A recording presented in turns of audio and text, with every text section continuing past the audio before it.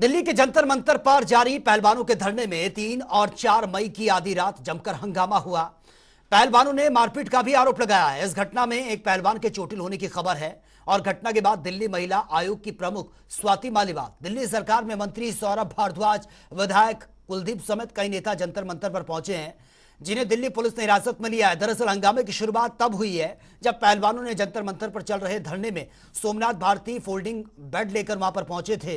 सोमनाथ भारती ने इसके लिए अनुमति नहीं ली थी। दिल्ली पुलिस ने इस पर उन्हें रोका। पुलिस कर्मियों की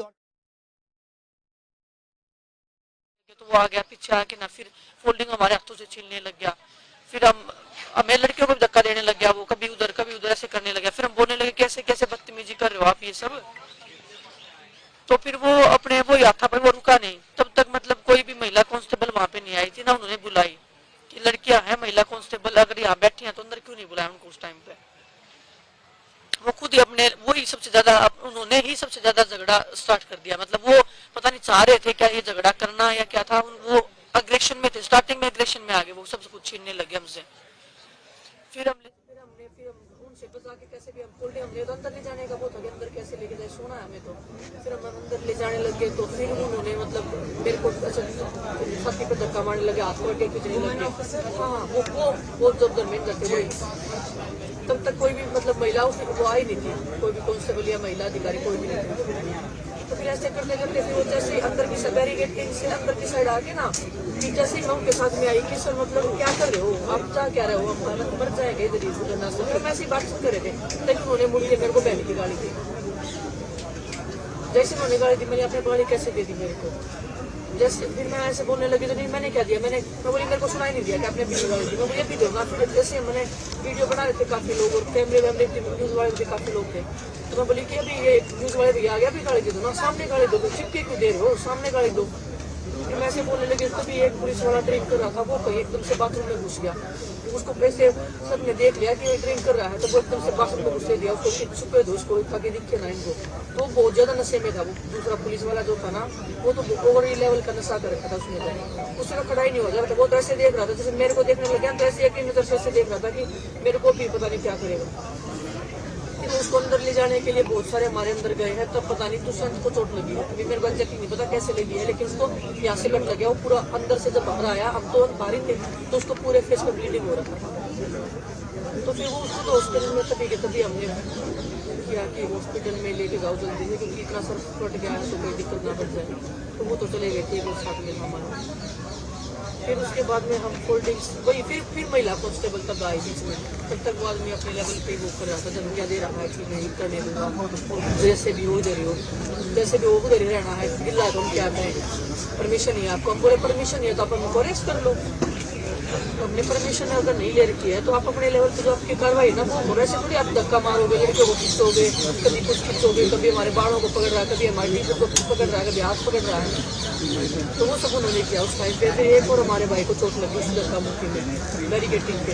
एक की तो इसकी तो है भैया, इसकी तो गर्दन ही नहीं उठ रही है। वो बैरिकेड वो पकड़ने लगे तो बैरिकेटिंग को इधर से हो गया और एक का पीछे से फटा है। तो 3 को ज्यादा चोट मतलब लगी है।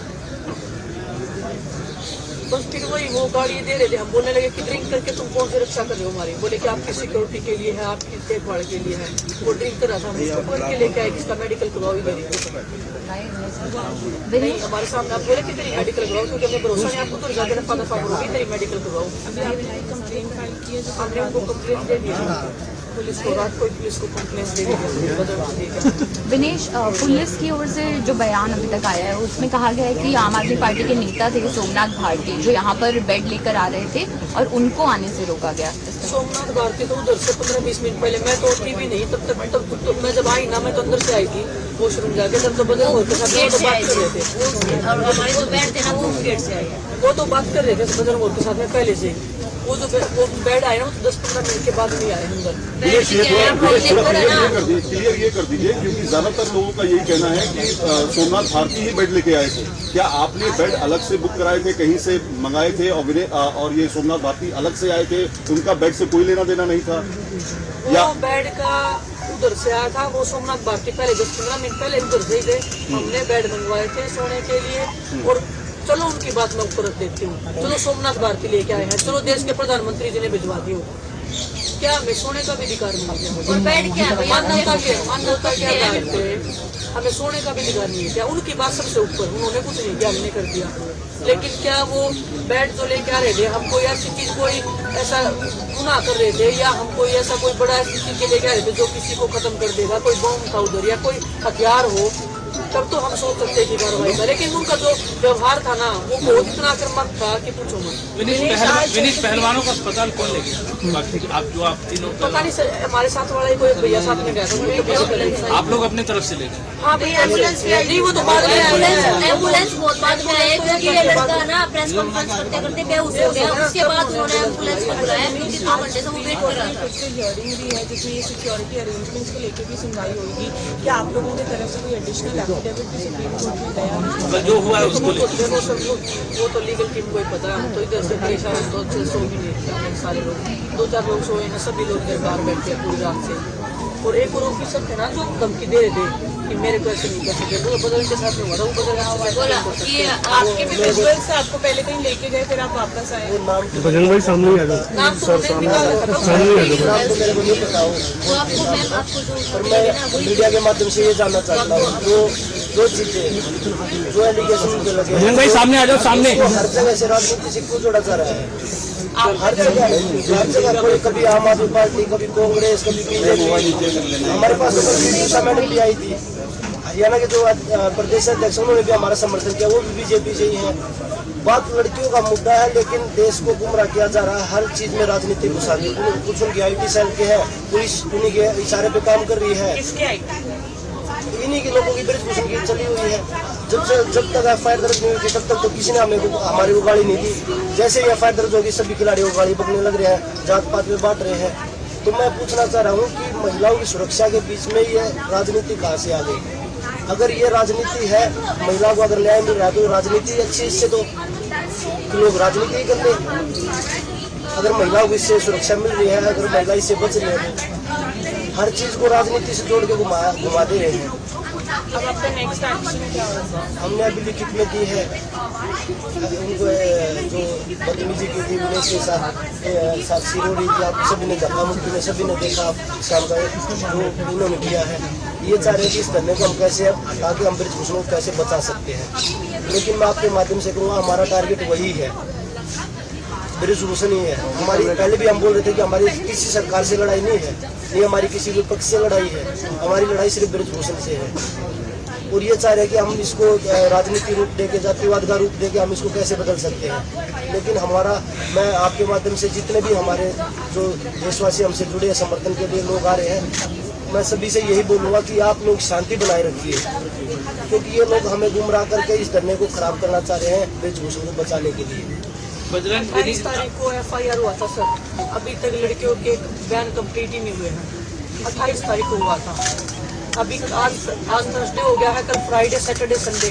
उसको जितना टाइम दिया जा रहा है, लड़कियों को डरा के जो भी तोड़ने का शुक्रिया, पूरा टाइम दिया जा रहा है। जब भी हम दिल्ली पुलिस के ऊपर बोल रहे हैं कि दिल्ली पुलिस ने ऐसे किया, उसी दिन हम पे कार्रवाई कर रहे हैं। आप लोगों से कोई पूछताछ नहीं हुई? कल हमने दिल्ली पुलिस के बारे में बोला कि दिल्ली पुलिस लड़कियों के बयान दर्ज नहीं करी है, रात को उनको एग्रेशन नहीं किया। लास्ट टाइम जब हमने बोला है, तब वो एग्रेशन दिखा रहे थे। जब भी दिल्ली पुलिस में बोलते हैं कि काम नहीं करी है, अपनी गलती छुपाने के लिए एग्रेशन में आ जाते हैं। आप ये बताइए, ब्रिजभूषण आरोपी ब्रिजभूषण FIR दर्ज हो रही है, यहाँ पे इतने पुलिस वाले 300-400 पुलिस वाले लगा रखे, हम तो 10-15 खिलाड़ी सोते हैं यहाँ पे। हम खुद नहीं सोने देते यहाँ पे कि भाई कोई ऐसी चीज़ ना हो। लेकिन उसके बाद 300-400 पुलिस वाले यहाँ कोई इसको पूरा छावनी बना रखा है, हम यहाँ क्राइम करके आए। दिनेश आपने कहा कि अभी तक बयान नहीं दर्ज किया, क्या 7 में से एक भी जो विक्टिम है? डिटेल में नहीं बता सकती, लेकिन लड़कियों के सभी बयान दर्ज हुए नहीं। साल मटोल की जा रही है उनकी तरफ से, जितना वो कोशिश कर सकते हैं इसको लंबा खींच सकते हैं, वो पूरी जो कोशिश कर रहे हैं। कोर्ट में दर्ज कराया जा रहा है। मैंने देखा था वीडियो में कि आप अगर ऐसे ही चलता रहेगा तो पहले गिरफ्तारी को तैयार है, क्योंकि ये सम्मान आप नहीं एक्सपेक्ट करते हैं। अगर ऐसा ही सम्मान है अगर मेडल का, तो उस मेडल का हम क्या करेंगे? इससे अच्छा तो हम ठीक है नॉर्मल लाइफ जी लेंगे, इन मेडल को हम भारत सरकार से वापस ही लौटा देंगे। जो अवार्ड भी है, जो मेडल भी हमने जीते हैं, वो सभी हम भारत सरकार को वापस लौटा देंगे। अवार्डी भी है ऐसे धक्का मुक्की गाली गलौज कर रहे हैं, वो उस टाइम पे पुलिस वालों को नहीं दिख रहा कि भाई ये पद्मश्री भी है। अकेला मैं नहीं हूँ, साक्षी भी बैठी है। तो तब उन्होंने उस अवार्ड का इलाज नहीं रखा कि भाई आप किस तरीके से ट्रीट करें लोगों को, शराब पी के वो बदतमीजी कर रहे हैं यहाँ पे आके। मतलब आप लोग तीनों को लड़ते हुए देखा है, टॉप लेवल पे जीतते हारते भी देखा है, लेकिन कभी ऐसे आप लोग रोए नहीं इस तरीके से? देखिए देश की ऐसी स्थिति हो रही है कि महिला बेटियां देश की यहाँ रोड पे बैठ के न्याय की भीख मांग रही है और किसी के कानों में अब तक जो भी नहीं चली है कि हम इनको न्याय दिला दें। क्या आपकी मतलब सरकार से किसी ने रीच आउट करने की कोशिश की है मिनिस्ट्री हमारे से या पास साइड से? किसी से कोई फोन नहीं आया है। मैं आपके माध्यम से यही बोलूँगा कि अगर आप राजनीति से ऊपर उठ के इन महिलाओं को अगर न्याय दिला सकते हैं तो पूरा देश आपका आभारी रहेगा। कल पीटी उषा आई थी, उन्होंने आपसे क्या बातचीत की? उन्होंने वही क्या हम आपके साथ में आपका भला चाहते हैं, आपके लिए स्टार्ट कर दो। तो मैं बोली हम भी चाहते हैं, मगर आप चाहते हो तो आप ऐसे आई हुए आप संसद में हमारी आवाज़ उठा सकते हैं क्योंकि आप खुद सांसद हैं। आप हमारी लड़ाई लड़ सकते हो। आपके हाथ में भगवान ने इतनी बड़ी पावर दी है कि आप इंडिया के स्पोर्ट्स को ट्रेन कर सकते हो, तो आप वो कर दीजिए।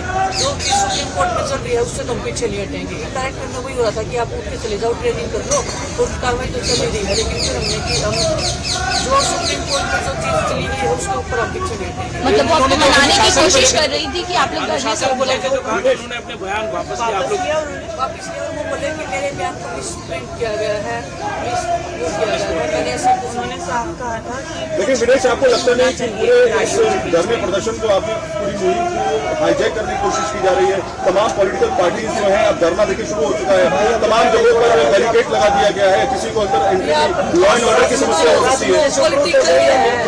आप प्रधानमंत्री जी से आप हमारी बात करवा दो, गृह मंत्री जी से बोलो हमें बुला लें, हमारे हम किसी पार्टी आने की जरूरत नहीं हमारा है। कैरियर हमारी आप जिंदगी राजनीति से ऊपर कब उठोगे आप लोग? अगर आप लोगों की बहन बेटा यहाँ सवाल तो आप राजनीति मुद्दा करते हैं। अकेले क्यों ला, बैठ क्यों ला, अलग अलग आदमी सब लाते हैं। मैं आपसे पूछना चाहता हूँ, अगर आपकी बहन बेटी यहाँ बैठी होती तो आप ये सवाल पूछते क्या? अभी राजनीति मुद्दा है ये। मैं आपसे पूछना चाहता हूँ, आप लोग ही जवाब दे दीजिए। हर जगह इसको राजनीति मोड़ दे रहे हो आप लोग भी, आप ही बता दीजिए हमें। हमारे रात को भी जब ये झगड़ा वगैरह जो हो रहा था ना, उसी टाइम IT सेल हमारे बीच में एक्टिव हो गई थी। उसी टाइम IT सेल एक्टिव हो गई थी। वक्त बोल रहे थे, अलग अलग बयान दे रहे थे जानबूझ के ताकि मीडिया की वो हो कि किसने वो बोल दिया या इसने वो बोल दिया। मेरे मुँह से कुछ निकल गया, IT सेल वाले ने कुछ और बोल दिया।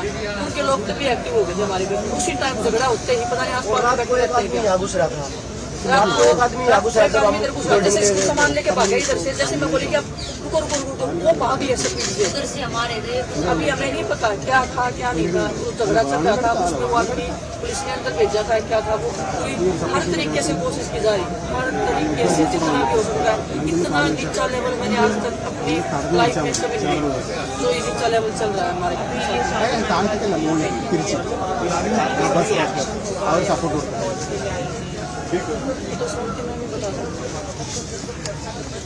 कल रात जब मुझे ये कंप्लेंट्स मिली, मैं यहाँ पे आई और मैंने पूरी कोशिश करी कि मैं सबसे मिलूं, क्योंकि जो इनकी एलिगेशंस हैं ये बहुत सीरियस है। इन्होंने बताया है कि किस तरीके से मेल पुलिस ऑफिसर्स ने दारू पीकर इनके साथ धक्का मुक्का करी है, इनको गंदी गंदी गालियाँ दी हैं, बाल खींचे गए हैं और फीमेल ऑफिसर्स यहाँ पे क्यों नहीं अपॉइंटेड हुए। तो ये बहुत सीरियस एलिगेशंस हैं। ये लोग ठीक है या नहीं ये जानने के लिए मैं यहाँ पर आई और दिल्ली पुलिस ने, मैं अकेली थी, मेरे साथ सिर्फ एक काउंसलर थी। मेरी स्टैट्यूटरी ड्यूटी बनती है ये समझने के लिए कि ये जो लड़कियां हैं, सेक्सुअल हैरेसमेंट का केस चल रहा है, इनकी सुरक्षा है या नहीं, ये ठीक है या नहीं।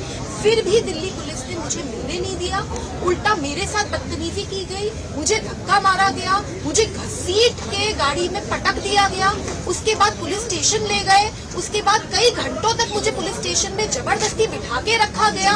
तो मुझे समझ नहीं आ रहा कि दिल्ली पुलिस अपनी पूरी शक्ति उस ब्रिजभूषण गुंडे को बचाने के लिए क्यों लगा रही है? क्यों दिल्ली पुलिस उसको अरेस्ट नहीं करती? क्यों दिल्ली पुलिस ने अभी तक इन लड़कियों के 164 के बयान दर्ज नहीं करे हैं? क्यों इतना डिले किया जा रहा है? क्यों इनके ऊपर दबाव बनाया जा रहा है? हर तरीके का दबाव इन लड़कियों के ऊपर बनाया जा रहा है। आज जंतर मंतर में छावनी बन गई है। मैं अब सुबह दोबारा आई, मुझे फिर नहीं आने दे दिया जा रहा है। मुझे फिर लड़ाई लड़नी पड़ी, फिर जाके मैं इन लड़कियों से मिल रही हूँ, इनके स्टेटमेंट रिकॉर्ड करने के लिए आई हूँ मैं। तो ये चल क्यों रहा है? क्यों ब्रिजभूषण जैसे गुंडे को इतना बचाया जा रहा है इस देश में? क्यों पूरी की पूरी पुलिस, यहाँ 400 लोग खड़े हैं, ये 400 पुलिस ऑफिसर्स में से किसी की हिम्मत नहीं है कि जाके ब्रिजभूषण को अरेस्ट करे? उसके ऊपर पॉक्सो की FIR हो रखी है। क्यों 164 के स्टेटमेंट नहीं करती दिल्ली पुलिस? चल क्या रहा है? पूरी की पूरी छावनी बना रखी है। ब्रिजभूषण AC के कमरे में मजे से सो रहा है। ये लड़कियां सड़क पे, उनको एक छोटा सा बिस्तर नसीब नहीं। ये ओलंपिक मेडलिस्ट हैं, इस देश का नाम रोशन करा इन्होंने। और दिल्ली महिला आयोग की अध्यक्ष, जिसका स्टैट्यूटरी रोल है, अगर मैं अपने घर में बैठी रहूं और इनकी मदद ना करूं तो फिर मैं किस तरीके की महिला आयोग की अध्यक्ष हूं? मैं स्टैट्यूटरी रोल पे आती हूं, मुझे घसीट के फेंक दिया जाता है। तो दिल्ली पुलिस एक मैसेज देना चाह रही है, और वो मैसेज ये है कि जो भी लड़कियों की मदद करते हुए नजर आएगा उनको डराया जाएगा, उनको धमकाया जाएगा। तो मैं ये बता दूं कि ना तो दिल्ली महिला आयोग डरने वाला है, ना ये लड़कियां डरने वाली हैं। और ये ब्रिजभूषण, ये चाहे कितना भी बड़ा गुंडा और कितना भी बड़ा बाहुबली क्यों ना हो, इसके दिन अब जेल में बहुत जल्द कटने वाले। अविनेश, दो सवाल। क्या आप लोगों ने प्रोटेस्ट में अपने मेडल्स वापस करने की बात कही? इस तरह की कोई बात आ रही है? कौन, मतलब जो सरकार की तरफ से मेडल्स दिए गए हैं वो, या जो नेशनल प्लेटफॉर्म पे आपने जीते हैं वो? देखिए, जो भी सारे ले रहे हैं, इतनी बेइज्जती करती है हमारी, इतनी बेइज्जती करती है हमारी, कुछ भी तो छोटा नहीं। मान सम्मान की लड़ाई लड़ रहे हैं, ऐसे पैरों में कैसे रोकते जा रहे हैं? क्या किसी हर पुरुष को अधिकार मिल गया क्या लड़कियों के बारे में गाली देने का? माँ बहन की गाली दे रहे हैं। क्या आप लोग ऐसा सोच रहे हैं कि अगर मेडल जो आपने इतने मेहनत से जीते हैं देश के लिए, अगर उसको आगे रखा जाए, या आपके मन में ऐसा है कि क्या आप हम मेडल के साथ में अपनी जान भी दे देंगे? इंसाफ को दिलवा दो, मेडल के साथ में जान भी दे देंगे।